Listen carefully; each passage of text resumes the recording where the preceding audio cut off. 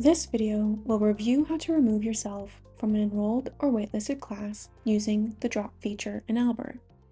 Please keep in mind that there may be movement on waitlists up until the end of the add drop deadline, so it's important to drop any classes you do not wish to keep before that time. This is especially important if you have set up a swap or edit swap for a waitlisted class. To drop a class, begin by scrolling down to your Enrolled Courses section. Then click the Drop button. Select the class or classes you wish to drop using the drop-down menus. Then, scroll down to the bottom of the page and click the Drop Selected Classes button. Confirm the information and click the Finish Dropping button. The results page will tell you if the edit was successful or if there were errors.